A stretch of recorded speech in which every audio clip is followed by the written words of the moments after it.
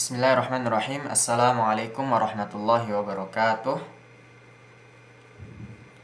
Alhamdulillah. Wassalatu wassalamu ala rasulillah wa ala alihi wa ashabihi wa mawalah. Amma ba'd. Shalih dan shalihah yang dirahmati Allah subhanahu wa ta'ala. Bagaimana kabarnya anak-anakku? Alhamdulillah. Semoga Allah subhanahu wa ta'ala selalu memberikan kita kesehatan, memberikan kita kemudahan dalam setiap urusan kita. Amin. Baik, bertemu kembali ya dengan saya Ustaz Adit ya, yaitu dengan mata pelajaran Akidah Akhlak ya, pada hari ini Selasa 3 Agustus 2021. Baik, setelah kemarin ya kita sudah melewati hadis yang pertama ya. Masih ingat nggak hadis yang pertama bunyinya seperti apa? Yo, masih ingat nggak bunyinya seperti apa? Baik, nanti akan kita murojaah ya hadis pertamanya sebelum kita masuk ke hadis yang kedua. Sebelum itu marilah kita terapkan adab-adab dalam belajar dulu ya. Ya, seperti biasa, yang pertama adalah niat. Selalu niatkan hanya untuk Allah Subhanahu wa ta'ala supaya berkah ya. Terus yang kedua adalah bersuci. Jangan lupa untuk berwudu ya, supaya makin berkah juga kan kalau sudah wudu enak ya. Yang ketiga adalah menyimak, duduk diam dan mendengarkan. Terus yang terakhir adalah berdoa. Ya, nanti Ustadz akan pimpin doanya. Nah, ini dia doanya. Doa sebelum belajar. Allahumma salli ala Muhammad wa ala ali Muhammad. Raditu billahi rabba wa bil islami dina wa bi Muhammadin sallallahu alaihi wasallam nabiyya. Rabbi zidni ilma warzuqni fahma waj'alni minas salihin. Allahumma hdini li ahsanil akhlaq la yahdi li ahsaniha illa anta wasrif anni sayyi'aha la yasrifu sayyi'aha illa anta. Allahumma inni as'aluka ilman nafi'a wa rizqan tayyiba wa amalan mutaqabbala. Amin ya rabbal alamin. Baik, setelah kita berdoa ya, marilah kita mulai pelajaran pada pagi hari ini. Nah, sebelum kita masuk ke hadis yang kedua ya, marilah kita murojaah hadis yang pertama ya. Coba diingat-ingat gimana awalnya. An Sufyan bin Abdillah radhiyallahu anhu qala qultu ya Rasulullah qul li fil islami qawlan la as'alu ahadan ba'daka. Qala sallallahu alaihi wasallam qul amantu billahi thumma istaqim. Dari Sufyan bin Abdillah radhiyallahu anhu berkata, aku berkata, wahai Rasulullah, katakanlah kepadaku tentang Islam, sebuah ucapan yang aku tidak akan bertanya kepada seorang pun setelahmu. Rasulullah Shallallahu Alaihi Wasallam menjawab, katakanlah aku beriman kepada Allah, kemudian istiqomahlah. Ya. Jadi itu hadis yang pertama. Nah, kemarin ini ada beberapa teman kita yang belum setoran. Ayo, sampai sekarang sepertinya belum setoran nih ya. Ayo, siapa yang belum setoran tugas dan hadis yang pertama? Tugasnya halaman 9, 10 ya, dan juga 10 itu. Nah, hari ini terakhir loh ya, solih dan solihah yang belum mengerjakan tugasnya. Kalau belum menghafal hadis yang pertama, jangan dulu langsung menghafal hadis yang kedua ya. Nah, setelah kita murojaah, marilah kita masuk ke hadis yang kedua ini, yaitu judulnya adalah manisnya iman. Kenapa kok iman manis? Nanti kita akan ada penjelasannya ya. Sekarang marilah kita simak baik-baik hadis yang kedua ini. Baik, ya soleh dan solihah. Ini adalah hadis yang kedua. Saya bacakan. An Anas bin Malik radhiyallahu anhu anna an-nabiy sallallahu alaihi wasallam qala salasun man kunna fihi wajada bihinna halawatal imani man kana Allahu wa rasuluhu ahabba ilaihi mimma siwahuma wa an yuhibbal mar'a la yuhibbuhu illa lillahi wa an yakraha an ya'uda fil kufri ba'da an anqazahu Allahu minhu kama yakrahu an yanqazafa fin nari. Satu lagi.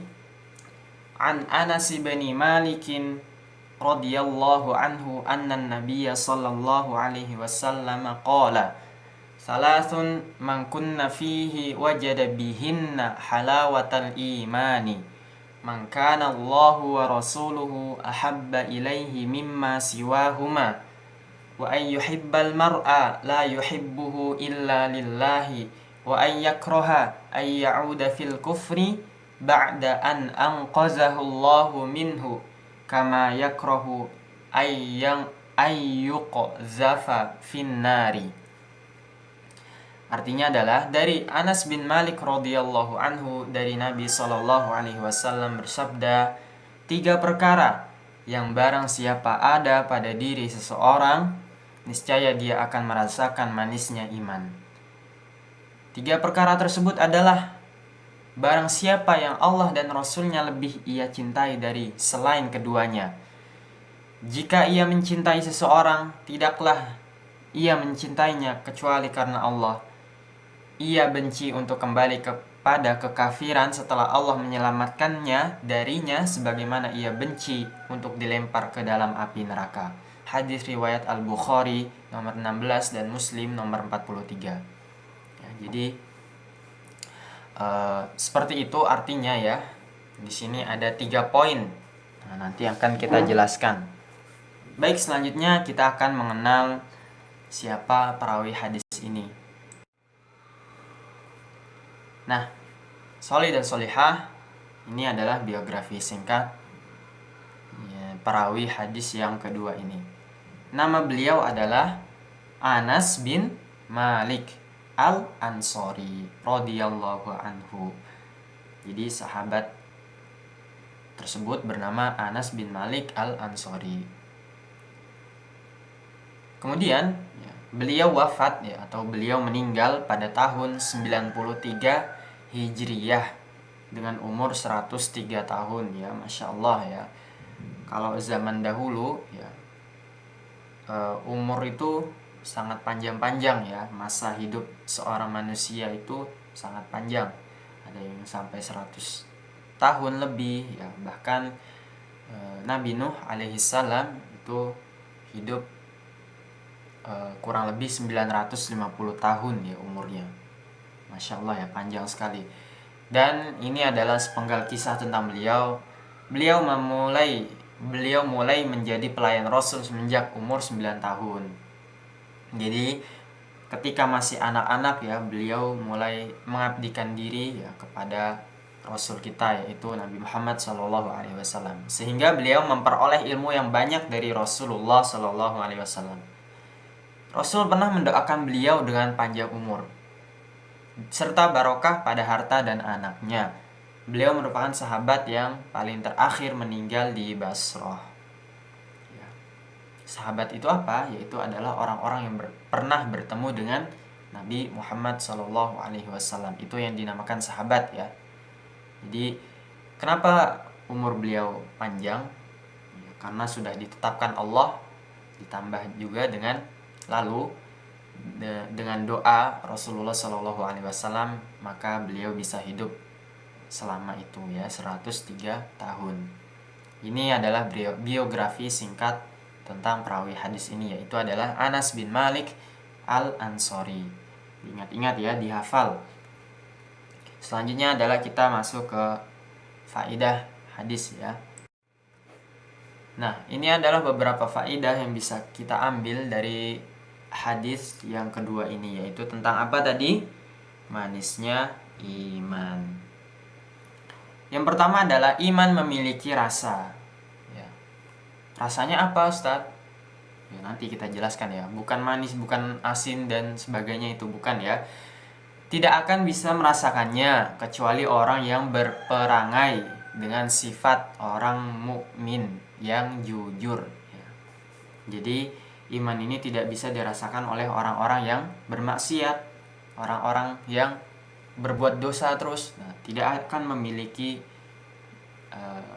dia tidak akan merasakan nikmatnya iman itu ya. Baik ya. Dalam hadis ini dipakai istilah yaitu halawatul iman, manisnya iman ya. Baik. Menurut Ibnu Hajar Al-Asqalani ya, dalam Fathul Bari ini mengindikasikan bahwa tidak semua orang bisa merasakan iman ya. Sebagaimana manisnya madu hanya akan dirasakan oleh orang yang sehat saja, sedangkan orang yang sakit itu belum tentu mampu merasakan manisnya madu. Demikian pula manisnya iman, ia akan hanya didapatkan oleh orang-orang yang imannya sehat. Di antaranya adalah yang memenuhi kriteria ya dalam hadis yang selanjutnya tadi ya. Manisnya iman ini juga mengingatkan kita yaitu ibarat pohon. Iman memiliki buah manis yang bisa dirasakan oleh seorang mukmin. Tentu saja pohon baru bisa berbuah ketika akarnya teguh dan pohonnya kuat. Jadi ya tidak mudah dirasakan oleh setiap orang ya. Hanya orang-orang tertentu saja. Selanjutnya adalah di antara sifat orang mukmin adalah mengedepankan kecintaan Allah dan Rasul-Nya atas kecintaan makhluk sekalipun terhadap orang tua, anak, maupun dirinya sendiri. Ya. Baik, ya seperti yang dijelaskan dalam hadis tadi, ayyakunallaha wa rasuluhu ahabba ilaihi mimma siwahuma. Ya, menjadikan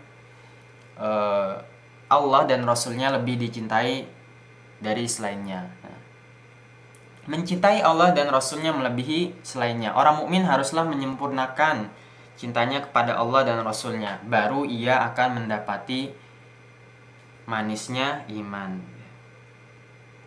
Cinta kepada Allah itu dan Rasul-Nya tidak cukup hanya sekedarnya, secukupnya, akan tetapi harus melebihi dari selainnya ya. Kita harus cinta kepada Allah dan Rasul-Nya itu melebihi cinta kita kepada orang tua kita, cinta kita kepada anak-anak kita nanti, cinta kita kepada teman-teman kita ya, itu harus lebih tinggi ya derajatnya daripada yang seperti itu ya. Selanjutnya adalah ya, barang siapa yang mencintai Allah dan Rasul-Nya, dia harus taat kepada Allah dan Rasul-Nya dan menjauhi larangannya ya. Ini ya. Jika kita cinta ya terhadap Allah dan Rasul-Nya, maka kita harus menjalankan ya, menaati perintahnya ya. Ketika ada perintah untuk sholat, maka kita harus sholat. Ketika ada perintah untuk zakat, maka kita harus melaksanakan zakat ya, dan menjauhi larangannya. Banyak sekali larangan. Contohnya Allah melarang kita untuk mencuri. Nah, kita harus menjauhi larangan tersebut ya, dan lain sebagainya ya. Selanjutnya adalah di antara sifat seorang muslim adalah mencintai saudaranya karena Allah. Dan tandanya yaitu dengan ia mencintai kebaikan untuk saudaranya seperti ia mencintai kebaikan untuk dirinya. Nah, dalam hadis disebutkan ya, yang tadi wa ayyuhibbal mar'a la yuhibbuhu illa lillah, dan mencintai seorang semata-mata karena Allah. Jika kecintaan kepada Allah adalah yang pertama dan tidak boleh terkalahkan oleh selainnya, demikian pula Rasulullah sebagai manusia yang paling dicintai ya. Bukan berarti kita tidak diperkenankan mencintai sesama kita ya. Cinta itu fitrah manusia, maka mencintai kedua orang tua, anak, saudara, sahabat ya, dan sesama mukmin itu juga perlu ya, juga dibutuhkan. Dan tatkala cinta itu karena Allah semata, maka iman akan iman akan terasa manisnya ya, akan bisa kita rasakan ya. Baik, selanjutnya adalah wajib atas seorang muslim untuk membenci kekafiran sebagaimana ia benci untuk dilempar ke dalam neraka. Nah, ya kita seorang muslim ini harus membenci kekafiran ya, perbuatan kafir ya. Perbuatan kafir itu seperti apa ya? Yang harus kita benci itu adalah akidahnya, dan seperti ia menyembah pohon, ia menyembah batu. Nah, itu yang harus kita benci ya. Sebagaimana ia benci untuk dilempar ke dalam neraka. Nah, siapa sih yang mau dilemparkan ke dalam neraka? Tidak mau ya. Maka begitu juga kita harus membenci ya kekafiran. Kebencian selanjutnya, kebencian terhadap kekufuran dan pelakunya bukan berarti boleh untuk berbuat zolim kepada orang kafir dan melakukan pelanggaran atas jiwa, harta, dan kehormatan mereka ya. Jadi walaupun kita membenci kekufuran dan pelakunya, tapi kita tidak boleh semena-mena juga ya. Kita tidak boleh semena-mena terhadap orang kafir ya. Misalnya boleh untuk menyakiti mereka, mengambil hak-hak mereka. Nah, ini tidak boleh ya, karena sudah diatur semuanya dalam Islam. Terus yang terakhir adalah bolehnya bermuamalah dengan orang kafir, seperti jual beli. Nah, ini ya, ini boleh, tidak dilarang ya kita melakukan jual beli, muamalah dengan orang-orang kafir, itu tidak dilarang. Karena pada zaman Nabi Shallallahu Alaihi Wasallam, Nabi juga seperti itu ya, melakukan jual beli kepada orang-orang Yahudi.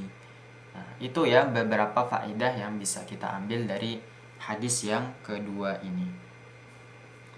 Baik, selanjutnya adalah sholih dan sholihah. Selanjutnya adalah tugas lagi ya.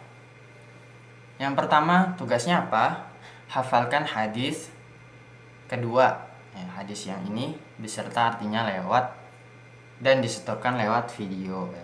Bisa video atau audio ya, tapi lebih baik Ustaz sarankan video ya, supaya Ustaz bisa lihat, wah ini setoran beneran apa bukan, melihat buku apa enggak. Nah gitu ya, lewat video aja ya.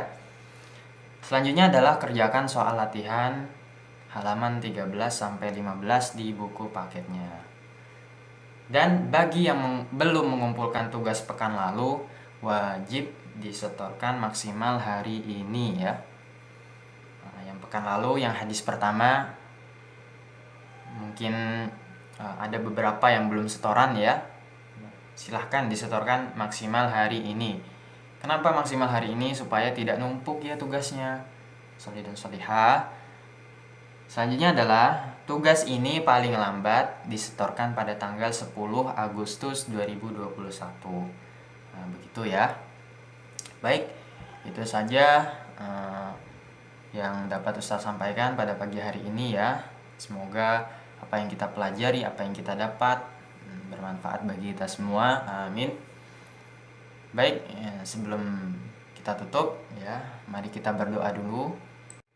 Doa sesudah belajar. Allahumma salli ala Muhammad wa ala ali Muhammad. Allahumma inni a'udzu bika minal ajzi wal kasal wal jubni wal bukhl wal harami wa 'adzabil qabr. Allahumma ati nafsi taqwaha wa zakkiha anta khairu man zakkaha anta waliyuha wa maulaha. Allahumma inni a'udzu bika min ilmin la yanfa' wa min qalbin la yakhsha' wa min nafsin la tashba' wa min da'watin la yustajabu laha. Allahumma faqihna fid din. Subhanaka Allahumma wa bihamdika asyhadu an la ilaha illa anta astaghfiruka wa atubu ilaik. Baik, cukup sekian. Apabila ada salah kata dari Ustadz ya, Ustadz mohon maaf atas segala kekurangannya. Ustadz akhiri, syukron jazakumullahu khair. Wassalamualaikum warahmatullahi wabarakatuh.